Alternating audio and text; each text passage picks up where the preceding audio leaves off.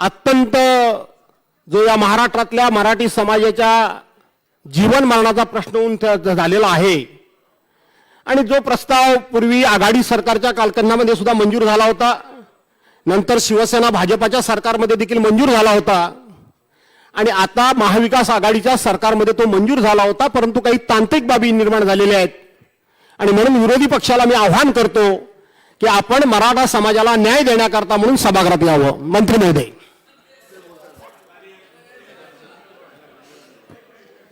एक मिनिट. मंत्री महोदय, भुजबळ साहेब, 2 वाक्य फक्त बोलणार व्यत्यय आहे. येतो. तर रेकॉर्ड जर बरोबर केलं पाहिजे, कारण ह्या सगळ्या ज्या चर्चा ज्या आहेत आता कोर्ट कचेऱ्या सुरू आहेत. माझं म्हणणं एवढंच आहे की मी जेव्हा म्हणालो की तुम्ही 7 वर्षामध्ये मग त्या चुका का सुधारल्या नाही, जनगणना का केली नाही, त्याच्यावर त्यांनी असं उत्तर दिलं की आपल्याला माहीत नाही का जनगणना 10 वर्षांनी येते. साहेब, 10 वर्षांनी येणारी जनगणना वेगळी, ती जनगणना जी आहे सेन्सस कमिशनर जे आहे ते करत असतं आणि ही जी आहे सोशिओ इकॉनॉमिक कास्ट सर्वे ही जनगणना वेगळी आहे. ही कधीही त्यांना करता येते, आज सुद्धा करता येईल. त्याच्यासाठी 10 वर्ष वगैरे वाट पाहायची गरज नसते. धन्यवाद. ओके. मंत्री महोदय.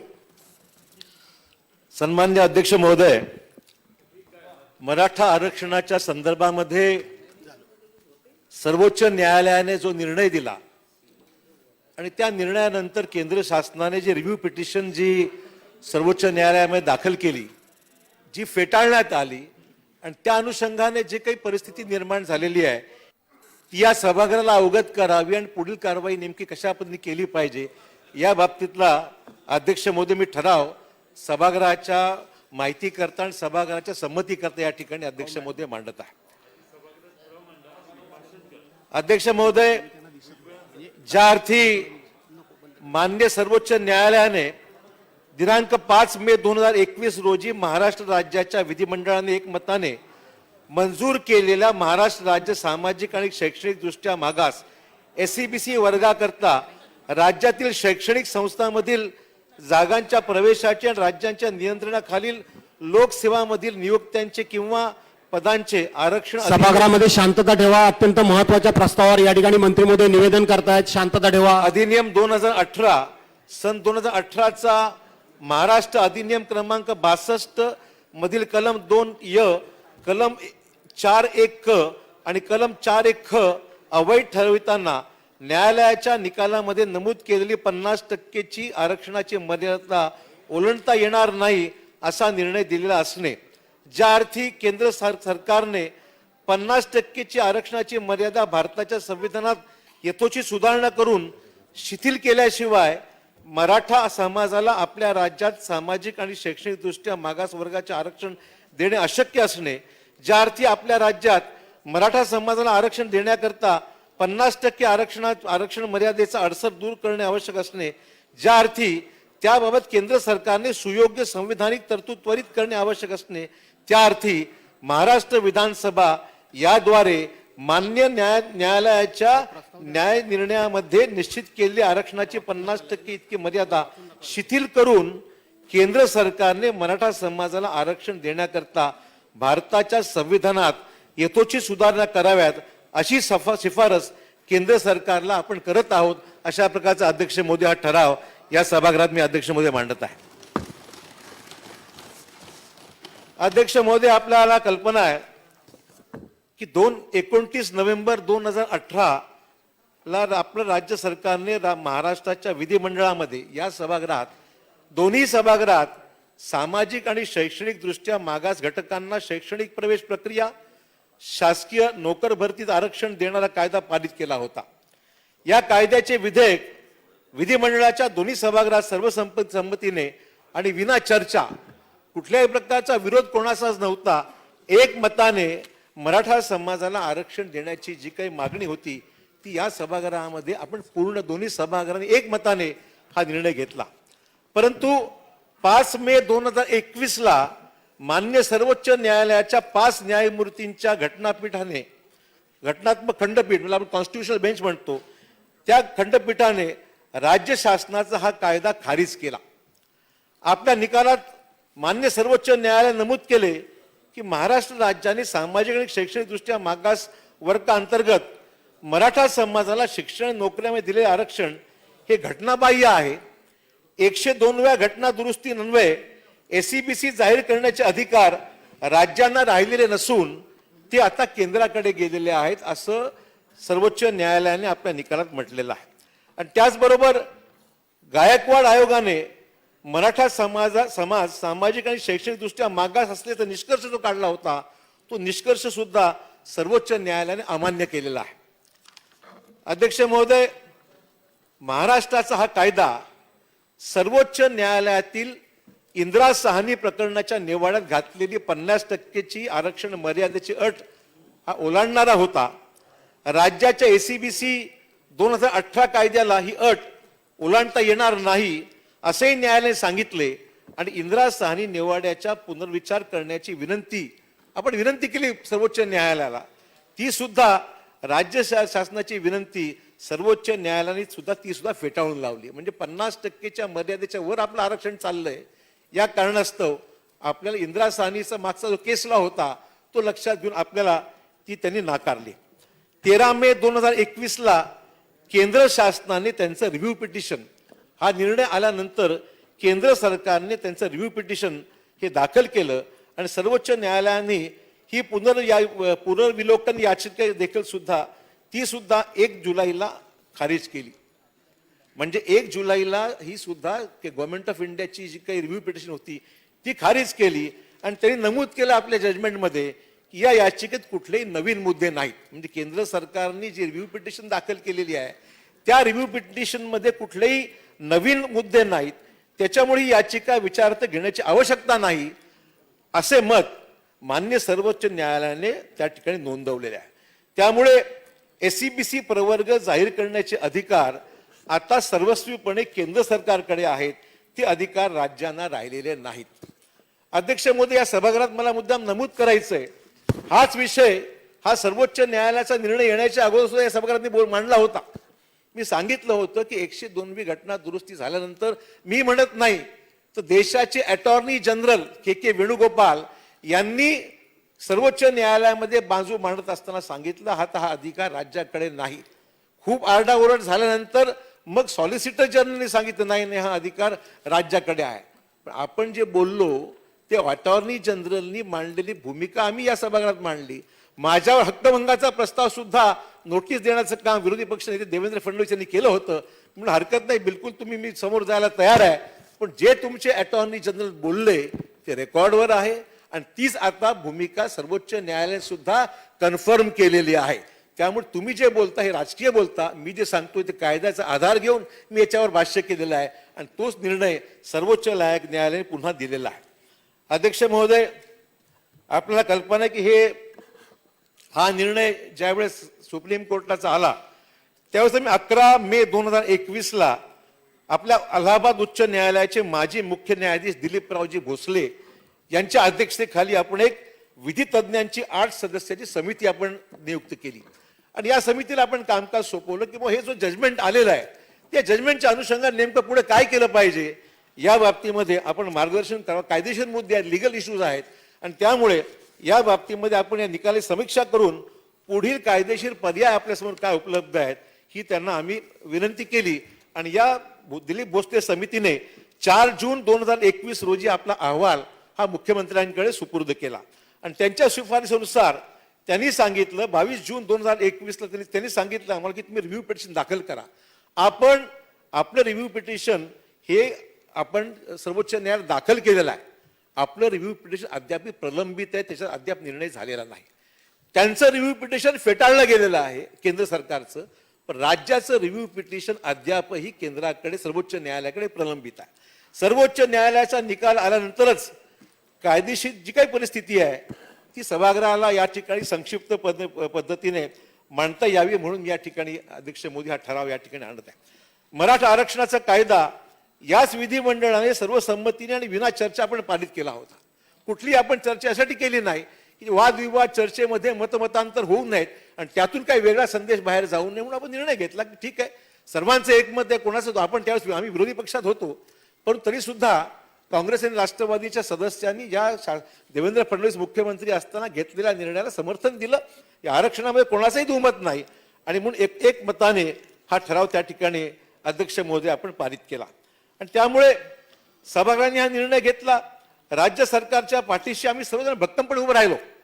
आम्ही त्याच्यामध्ये आता वादविवाद ओबीसीच्या प्रश्नावर आता ज्या पद्धतीने या ठिकाणी वादविवाद घालण्यात आला, ज्या पद्धतीने कायदेचे मुद्दे उपस्थित केले गेले, अध्यक्ष महोदय त्या काळात आम्हालाही काही गोष्टी बोलता आल्या असत्या. पण आम्ही निर्णय घेतला. हा विषय सकल मराठा समाजाच्या एकंदरीत भावनेचा प्रश्न आहे. सभागृहात याच्यामध्ये कुठेतरी चर्चा अशा वेगळ्या पद्धतीने होणं म्हणजे बाहेर एक वेगळा संदेश जाऊ शकतो. आणि मग मी निर्णय घेतला एकमताने, कुठली चर्चा न करता गायकवाड समितीचा अहवाल जो आला, शासनाने जो कायदा आणला, तो कायदा आम्ही विना कुठली चर्चा करत संमत केला. दुर्दैवाने अध्यक्ष महोदय, या सर्व प्रकरणावरून काही मंडळी सातत्याने महाराष्ट्राची दिशाभूल करण्याचं काम अध्यक्ष महोदय गेल्या वर्षभरापासून सुरू आहे. मला अतिशय खेदाने म्हणावं लागतंय की विरोधी पक्षाचे अनेक नेते याच्यामध्ये सहभागी आहेत. म्हणजे सातत्याने विपर्यास करणारी माहिती ही सभागृहाच्या बाहेर ही दिली जाते. बिनबुडाच्या मुद्द्याच्या आधारे राज्य सरकारच्या विरुद्ध असंतोष निर्माण करण्याचं काम हे सातत्याने सुरू होतं. आणि करोनासारख्या म्हणजे करोनाच्या कालावधीमध्ये सुद्धा एवढे निर्बंध असताना सुद्धा बाहेर लोकांना उचलवण्याचं काम त्यांनी मोर्चे काढण्याकरता काहीतरी त्या ठिकाणी त्यांना घोषित करण्याचं काम अशा अध्यक्ष मोदी सातत्याने केलं जातं.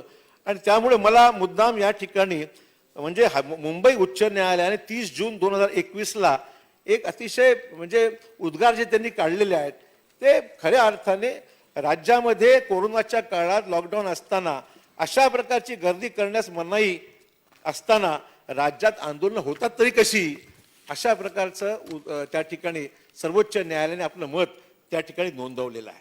म्हणजे कोरोनावर नियंत्रण मिळवायचे कसे, राज्य सरकार प्रयत्न करत असताना सुद्धा अशा पद्धतीने बाहेर मोर्चे काढणे, निदर्शनं करणं हे योग्य नाही. आणि म्हणून अशा प्रकारची आंदोलन करण्याच्या बाबतीत सुद्धा आपल्याला सर्वोच्च न्यायालयाने सुद्धा वेळोवेळी आपली भूमिका या ठिकाणी मांडलेली आहे. सन्माननीय मुख्यमंत्र्यांनी विनंती केली, आम्ही उपसमितीच्या सर्व सदस्यांनी विनंती केली. जिल्ह्यामध्ये अनेक ठिकाणी मोर्चे काढण्याचा उद्योग आणि शासनाच्या विरोधात वातावरण तापवण्याचा प्रयत्न अध्यक्ष महोदय हा या ठिकाणी केला गेला. परंतु न्यायालयाने सुद्धा म्हणजे एकीकडे आम्ही काहीतरी राजकारण करतो असा आक्षेप आमच्यावर येऊ शकतो की त्यांच्यावर येऊ शकतो, पण उच्च न्यायालयाने सुद्धा आपली भूमिका या ठिकाणी मांडल्यानंतर सुद्धा या विरोधी पक्षातल्या लोकांना गांभीर्य त्याच्यामध्ये नव्हतं. आणि कोरोना वाढला तरी हरकत नाही, पण समाजाची दिशाभूल करत राहायचं आणि त्यातून काहीतरी राज्यात पेटवण्याचा प्रयत्न करायचा, हा अध्यक्ष महोदय सातत्याने हा उद्योग हा राज्यामध्ये सुरू होता. अध्यक्ष महोदय, कोण सत्ताधारी कोण विरोधक हा विषय गौण आहे. या बाबतीत निर्णय घ्यायचा झाला हा विषयच नाही. या ठिकाणी मुद्दा एवढाच आहे की हा प्रश्न उच्च न्यायालयाने मांडलेली ही जी भूमिका आहे ही सर्वांनाच अंतर्मुख करणारा अशी बाब आहे. म्हणजे एक म्हण आहे की शहाण्याला शब्दांचा मार पुरे असतो, परंतु हे शब्द तर उच्च न्यायालयाने अध्यक्ष महोदय व्यक्त केलेले आहेत.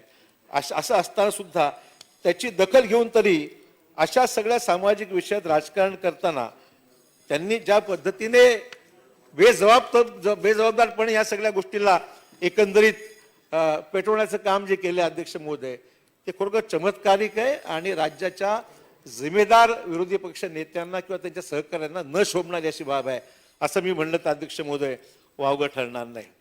आणि म्हणून अध्यक्ष महोदय, आज जे केंद्र सरकारचं रिव्ह्यू पिटिशन जे फेटाळल्या गेलेलं आहे त्या बाबतीमध्ये आम्हाला राजकारण करता आलं असतं. म्हणजे आम्ही ज्या वेळेस ही केस घेऊन सर्वोच्च न्यायालयात गेलो, 2-3 ध्येरी सुनावण्या झाल्या, आमच्यावर आरोप होत होते की सरकार गंभीर नाही, सरकार बाजू व्यवस्थित मांडत नाही, वकील हजर राहत नाही. मग कुठेतरी कायदेशीर मुद्द्यावर न बोलता सातत्याने सरकार काहीतरी चुकतंय, सरकार कमजोर आहे, सरकार याच्यामध्ये गंभीर नाही, सरकारला हे करायचं नाही. अध्यक्ष महोदय, आज आम्ही जर म्हणालो की तुमचं रिव्ह्यू पिटिशन ज्यावेळेस सुप्रीम कोर्टाने फेटाळलं त्यावेळेस तुम्ही सुद्धा मग केंद्र सरकारच्या मध्ये कमी पडलं का? तुमचं रिव्ह्यू पिटिशन केंद्राने दाखल तुम्ही केल्यानंतर मग तुमचं रिव्ह्यू पिटिशन तुम्ही व्यवस्थित मांडलं नाही, तुमची भूमिका तुम्ही स्पष्टपणे त्या ठिकाणी अधोरेखित केली नाही, तुमची कागदपत्र तुम्ही व्यवस्थितपणे तुम्ही केंद्राने पुरवली नसल्यामुळे तुमची बाजू व्यवस्थित मांडल्या गेली नाही, असा आरोप आम्हाला करता येईल. पण असा अध्यक्ष महोदय आम्हाला आरोप करायचा नाही, हे सभागृहात मुद्दा मी सांगू इच्छितो. कारण की मुद्दा असा आहे की आमच्या बाबतीमध्ये सातत्याने काहीतरी उद्गार काढत जायचे आणि दुसरीकडे तुमचं रिव्ह्यू पिटिशन या ठिकाणी फेटाळल्यानंतर मग कोणी बोलायला तयार नाही. अध्यक्ष महोदय, हा जो विपर्यास्त आहे किंवा एकंदरीची भूमिका आहे ती केवळ राजकारण, या मुद्द्यावर केवळ राजकारण करायचंय आणि हे बिनबुडाचे आरोप करून आपल्याला काहीतरी पॉलिटिकल स्कोअर करता यावा या दृष्टिकोन अध्यक्ष महोदय हे सगळे उद्योग राज्यामध्ये गेल्या आपलं सरकार आल्यापासून गेल्या दीड वर्षामध्ये या ठिकाणी सुरू आहे. मी सन्मान्य मुख्यमंत्र्यांचे आभार मानेन, महाविकास आघाडीतल्या आमच्या सहकाऱ्यांचे आभार मानेन, उपमुख्यमंत्र्यांचे आभार मानेन. ते प्रत्येकाने मनापासून अध्यक्ष महोदय हा विषय मार्गी लागला पाहिजे. म्हणजे जवळपास मुख्यमंत्र्यांनी जवळपास 15 ते 20 व्हिडिओ कॉन्फरन्सेसचे जेवढे मराठा संघटना राज्यातल्या आहेत त्या सगळ्यांशी डायलॉग केला. तुमचं काय म्हणणं आहे, तुमच्या काय सूचना आहे, तुमचे काय कायदेशीर मुद्दे आहेत. एवढंच नव्हे तर मराठा संघटनांच्या व्यक्तिगत सुद्धा भेटी 5-5, 6-6 तास बैठका सह्याद्रीवर झाल्या आणि त्या बैठकीच्या माध्यमातून जे काही कायदेशीर मुद्दे समोर आले ते प्रत्येकाची नोंद घेऊन त्या प्रत्येक कायदेशीर मुद्द्यावर ॲडव्होकेट जनरल असो, आपले ज्येष्ठ वकील दिल्लीमधले असो, सगळ्यांची सल्लामसलत केली आणि सगळे सांगितलेले मुद्दे अध्यक्ष महोदय त्या ठिकाणी आपण ही केंद्राच्या सगळ्या ज्या सुप्रीम कोर्टाच्या हिअरिंगच्या बाबतीमध्ये आपण हे सर्व मांडण्याचा प्रयत्न अध्यक्ष महोदय केलेला आहे. त्यामुळे आता केंद्र सरकारची अशी अपयशी ठरल्यानंतर मग तुम्ही आमचे राजीनामे मागत होता तर केंद्र सरकारमध्ये राजीनामे कोणाचे मागायचे हे तुम्ही ठरवा. तुमची हिंमत तरी आहे का या सगळा विषय फेस करण्याचा आम्हाला काय प्रश्न आहे. एकीकडे आम्ही काय केलं तर आम्ही राजीनामा द्यावेत, मुख्यमंत्र्यांनी राजीनामा द्यावे, केंद्र राज्य शासनाने राजीनामे द्यावेत, हे घेऊन उद्गार केले जातात. तुमचं रिव्ह्यू पिटिशन ज्या वेळेस फेटाळलं जातं मग तुम्ही तुमच्या केंद्रातल्या नेत्यांची राजीनामा मागण्या इतपत तुमच्यामध्ये ताकद आहे, तुम्ही हिंमत करू शकता, तुम्ही मांडू शकता हा प्रश्न मला या निमित्ताने आमच्या विरोधी सदस्यांनी या ठिकाणी मुद्दाम करायचा. कुठेच नाही, गपचूप बसून आहेत, काही बोलत नाही, या विषयावर चिडीचूप आहेत, काही बोलण्याची तयारी नाही. पण याला अपवाद अध्यक्ष महोदय मुद्दाम उल्लेख केला पाहिजे. खासदार संभाजीराजेंचा एकमेव त्या ठिकाणी मला उल्लेख करणं अगत्याचं वाटतं. अतिशय समजदारीने त्यांनी भूमिका घेतली आणि त्यांनी सांगितलं की विद्यमान आजच्या ज्या परिस्थितीमध्ये हा विषय सर्वोच्च न्यायालयामध्ये आज रिव्ह्यू पिटिशन जरी फाईल केलं असेल तर आपल्याला कायदेशीररित्या केंद्र सरकारने याच्यात पुढाकार घेतला पाहिजे आणि केंद्र सरकारने जे काही संविधानिक प्रक्रिया आहे, आता अधिकार तुमच्याकडे आहेत, घटना दुरुस्तीचा अधिकार तुमच्याकडे असल्याचं सुप्रीम कोर्टाने सांगितलेलं आहे आणि त्यामुळे संभाजीराजेंनी ज्या काही सूचना केलेल्या आहेत त्या सूचनेच्या अनुषंगाने त्याच्यामध्ये लक्ष घालण्याचं काम केंद्र सरकारने या ठिकाणी केलं पाहिजे अशी माझी विनंती. हो, कोल्हापूरच्या सन्मानी शाहू महाराजांनी सुद्धा याचा उल्लेख केला होता, संभाजी महाराजांनी त्याचा उल्लेख केला होता. आणि मग ही सगळी पार्श्वभूमी असताना मग केंद्र सरकारला फक्त या ठिकाणीच नव्हे, आम्ही फक्त एवढं थांबलो नाही, सन्माननीय मुख्यमंत्र्यांनी पंतप्रधानांची भेट घेतली, मी स्वतः आणि सन्माननीय उपमुख्यमंत्री आम्ही तिघही जाऊन पंतप्रधानांना भेटलो आणि पंतप्रधानांना विनंती केली का अधिकार तुमच्याकडे आहे, आम्हाला अधिकार कोणाचा आमच्याकडे तुम्ही हा विषय नाही. मग सुप्रीम कोर्टाने ज्यावेळेस एन्डॉर्स केलं की आता हा अधिकार राज्याला राहिलेला नाही, हा अधिकार केंद्राकडे आहे, तर आम्ही त्यांना विनंती केली की तुम्हाला मिळालेल्या अधिकाराच्या अनुषंगाने तुम्ही ज्याप्रमाणे इकॉनॉमिकली वीकर सेक्शन EWSच्या बाबतीमध्ये 10%ची 50% मर्यादा ओलांडून 10% वर आरक्षण EWS मध्ये दिलं, तशाच पद्धतीने तुम्ही याचाही विचार करावा. फक्त तोंडी नाही, लेखी या बाबतीमधली पत्र पंतप्रधानांना देण्याचं काम आम्ही तिघांनी मिळून मुख्यमंत्र्यांनी भेटून त्यांना विनंती केलेली आहे. त्यामुळे या सगळ्या गोष्टी रेकॉर्डवर अध्यक्ष महोदय मुद्दा मला यासाठी आणायचा की हे प्रयत्न फक्त बोलून नाही, सुप्रीम कोर्टापर्यंत नाही, त्याच्या पलीकडे जाऊन सुद्धा देशाच्या सर्वोच्च पदावर असलेल्या पंतप्रधानांना जाऊन आम्ही त्या गोष्टीचा उल्लेख केला आणि आम्हाला अपेक्षा आहे की त्याला ते प्रतिसाद देतील. आज निर्णय त्यांच्या हातामध्ये आहे, आज निर्णय त्यांच्या हातामध्ये आहे आणि म्हणून हा निर्णय त्यांनी घ्यावा अशी त्यांना एवढीच या ठिकाणी विनंती अध्यक्ष महोदय मुद्दाम या ठिकाणी आपल्याला करायची आहे. अध्यक्ष महोदय, जे रिव्ह्यू पिटिशन दाखल केलेलं आहे, मला दुर्दैव या गोष्टीचं आहे, 2 रिव्ह्यू पिटिशन दाखल झाल्या, एक केंद्र सरकारची झाली, एक आपली झाली. पण केंद्र सरकारच्या रिव्ह्यू पिटिशन मध्ये मुद्दा फक्त काय आहे की 102वा घटना दुरुस्तीनंतर राज्याला अधिकार कायम आहेत, आमच्याकडे नाहीत. म्हणजे या आम्हाला अपेक्षा होती की या रिव्ह्यू पिटिशन मध्ये मराठा समाजाच्या आरक्षणाबद्दल कुठेतरी उल्लेख होईल, पण केंद्र सरकारने त्यांच्या रिव्ह्यू पिटिशनमध्ये अधिकार राज्यांच्या आहेत, राज्यांना देण्याच्या बाबतीमध्ये सुचवायचं आहे, परंतु मराठा आरक्षणाच्या बाबतीमध्ये काही लिहिलेलं नाही. ते दुर्दैवाने मला या सभेला सांगावं लागतं, कारण की आम्हाला अपेक्षा होती काहीतरी करतील, पण केंद्र सरकारच्या याच्यामध्ये काहीच नमूद नाही. उलटा आपण जी याचिका दाखल केलेली आहे, आपण जी आपली रिव्ह्यू पिटिशन दाखल केलेली आहे, जी अद्याप प्रलंबित आहे, त्याच्यामध्ये 3 प्रमुख मुद्दे आपण त्याच्यामध्ये घेतलेले आहे. म्हणजे 102वी घटना दुरुस्ती संदर्भात आपण म्हटलेलं की आरक्षणाचे 50% आरक्षणाची मर्यादा जी आहे ती शिथिल केली पाहिजे. आमची भूमिका ती आहे की ते मुख्य अडसर जो आपला आजचा जो आहे सगळ्या निर्णयामध्ये तो आहे की जोपर्यंत ती 50%ची जी मर्यादा आहे आरक्षणाची ती जोपर्यंत शिथिल होत नाही तर नुसते अधिकार घेऊन करायचं काय. त्यामुळे आम्ही मागणी केलेली आहे की 50%ची मर्यादा ही शिथिल केली पाहिजे. गायकवाड आयोगाचा अहवाल जो आहे तोही त्यातला महत्वाचा आम्ही त्याचा उल्लेख केलेला आहे. आणि म्हणून हे सगळं करत असताना या सगळ्या पार्श्वभूमीवर आपण 2-3 मुद्दे जिकर करून ही सगळी माहिती ही आपण सर्वोच्च न्यायालयामध्ये पिटिशन आपलं दाखल केलेलं आहे. त्या पिटिशनवर अद्यापही निर्णय झालेला नाही. फक्त केंद्र सरकारच्या पिटिशन फेटाळण्यात आलं, आपलं फेटाळण्यात आलेलं नाही. हे मला मुद्दाम या ठिकाणी नमूद करायचं आहे. त्यामुळे आता हा निर्णय जो आहे तो निर्णय घेण्याचा अधिकार जो आहे तो आज सुप्रीम कोर्ट जजमेंट त्यांच्याकडे गेलेला आहे. त्यामुळे ही आरक्षण मर्यादा जोपर्यंत कायम आहे तोपर्यंत आपल्याला पुढे जाता येणार नाही. आणि त्यामुळे सामाजिक व शैक्षणिक दृष्ट्या मागास घटक जाहीर करण्याचे अधिकार हे कोणाकडे जरी असले आणि पूर्वी ते राज्याकडेच होते, आज मितीस ते केंद्राकडे आहे आणि आरक्षण कोणी देणार असेल तरी 50% मर्यादा कायम असताना मराठा आरक्षण देणं कठीण आहे. आणि म्हणून हा सगळा आपला रिव्ह्यू पिटिशनचा प्रयत्न आहे. इंदिरा साहनी प्रकरणाच्या निवाड्यानुसार ही मर्यादा ओलांडायची असेल तर अपवादात्मक व असाधारण परिस्थिती ती दूर असण्याची त्यांनी अट घातली. म्हणजे जो समाज मुख्य प्रवाहापासून दूर आहे आणि अपवादात्मक व असाधारण परिस्थिती जोपर्यंत आहे आणि दूरवर आणि दुर्गम भागातील वास्तव्य त्यांचे आहे अशा लोकांच्या बाबतीमध्ये अट शिथिल करण्याच्या बाबतीत उल्लेख आहे.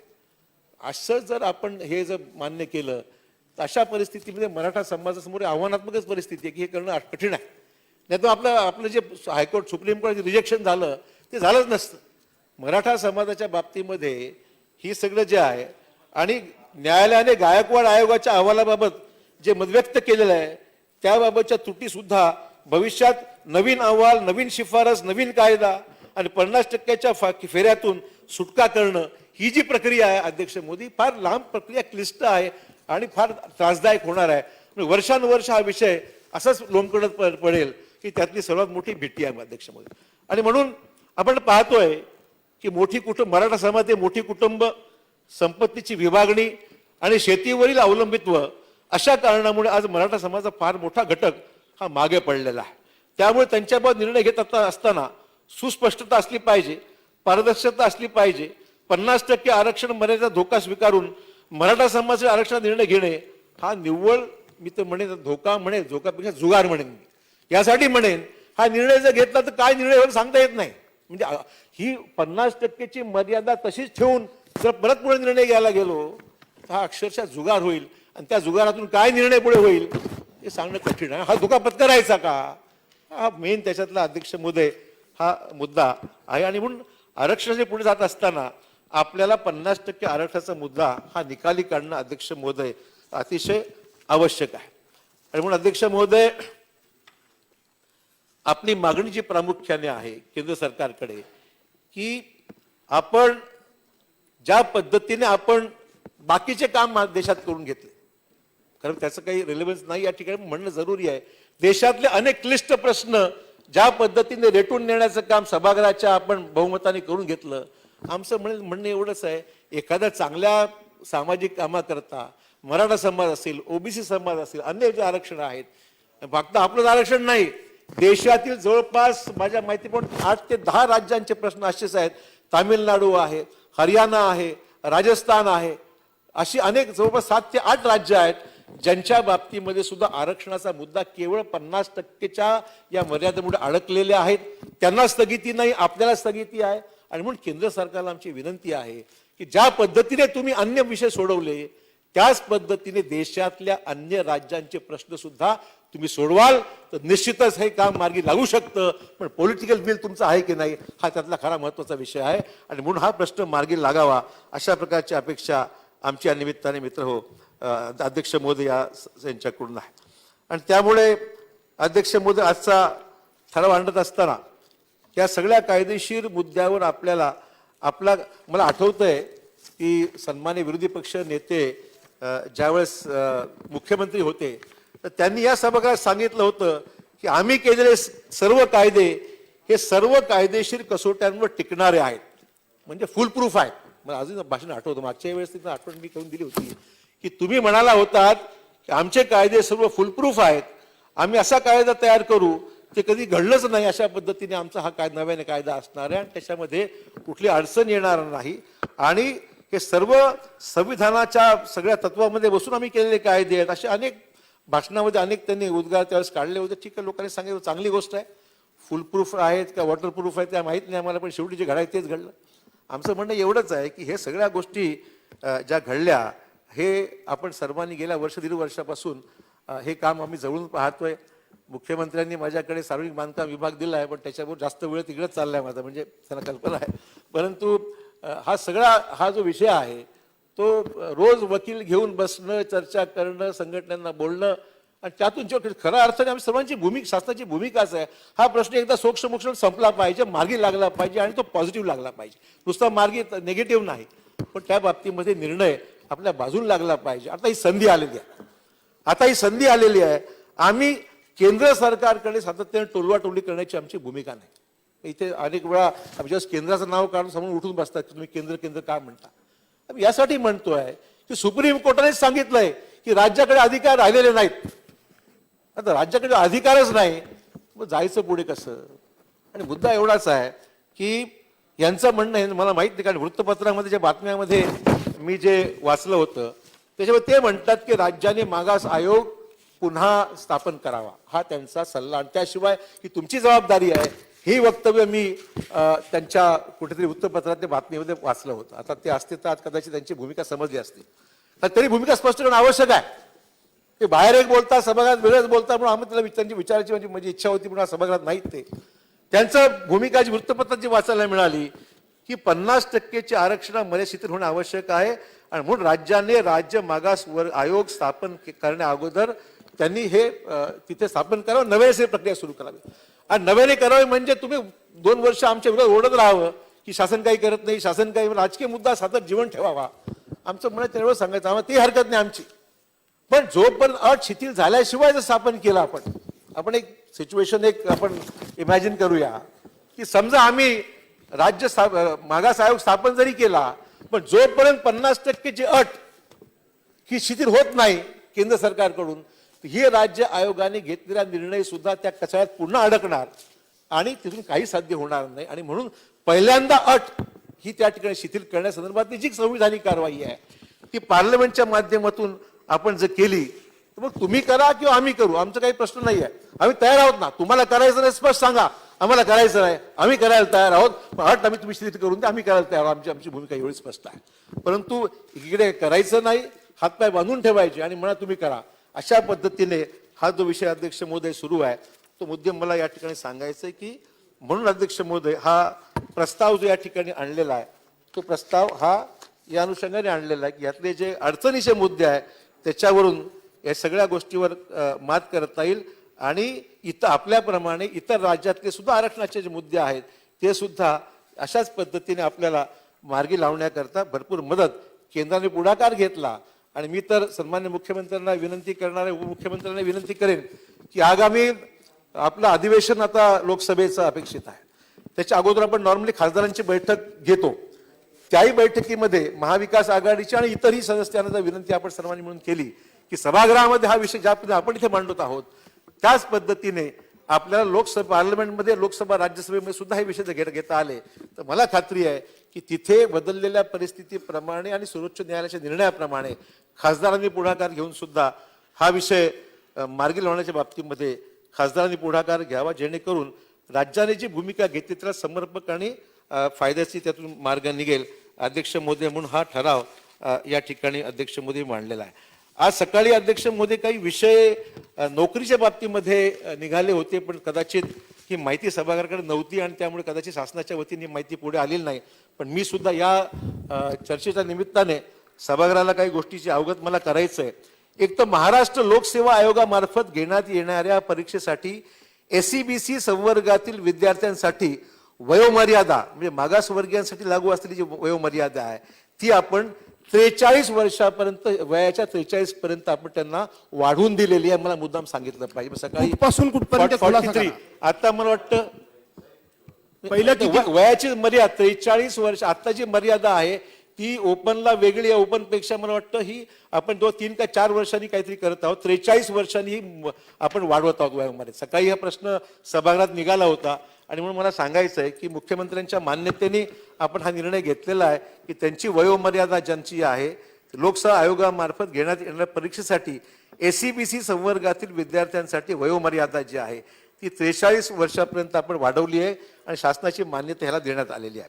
नंतर SEBC संवर्गासाठी फीजमध्ये सवलत देण्याचा निर्णय सुद्धा आपण घेतलेला आहे. फीजमध्ये सवलत 43 ESBC अंतर्गत झालेल्या नियुक्त्या कायम करण्याचा निर्णय सुद्धा आपण घेतला. आपल्याला 2014 मध्ये ESBC मध्ये सिलेक्ट झाली काही लोक होती, मध्यंतरी स्थगिती आली, त्यांचे काय प्रश्न निर्माण झाले होते आणि त्यामुळे ESBC अंतर्गत झालेल्या नियुक्त्या सुद्धा कायम करण्याचा निर्णय हा घेण्यात आलेला आहे. आणि ESBCला मान्य उच्च न्यायालयाने स्थगित दिल्यामुळे 11 महिन्यासाठी दिलेल्या नियुक्त्या हाही म्हणजे आपण मध्यंतरीच्या काळामध्ये स्थगिती आल्यामुळे काही लोकांना 11 महिन्याच्या नियुक्त्या दिल्या होत्या त्या सुद्धा आता कायम करण्याचा निर्णय अध्यक्ष महोदय घेण्यात आलेला आहे.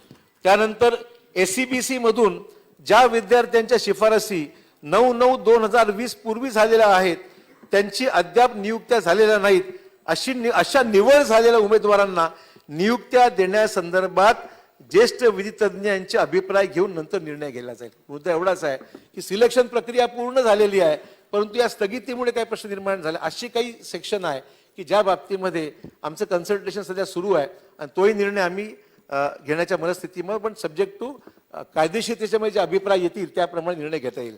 आणि ज्या उमेदवारांना अद्याप आयोगाकडून शिफारशी झालेल्या नाहीत व त्यांची निवड प्रक्रिया अद्याप सुरू आहे अशा SEBC उमेदवारांना ओपन किंवा EWS मधून निवड होण्याबाबत ऑप्शन देण्यात येईल व असा पर्याय विचारात घेऊन निवड प्रक्रिया पूर्ण करण्याबाबत शासनाने सूचना दिलेल्या आहेत. म्हणजे दोन्ही ऑप्शन ठेवले आहेत की ज्यांना EWS मध्ये जायचं EWS मध्ये जावं किंवा ज्यांना ओपन मध्ये जायचं ओपन मध्ये जावं.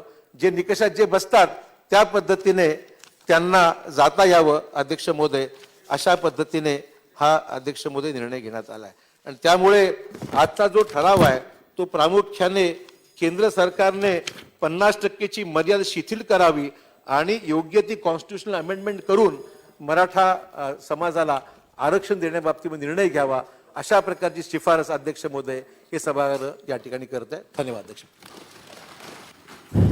असं आहे की पहिल्यांदा प्रस्ताव आपल्याला तो वाचावा लागेल. प्रस्ताव आपल्याला सभागृहासमोर ठेवावा लागेल. तो मी ठेवतोय.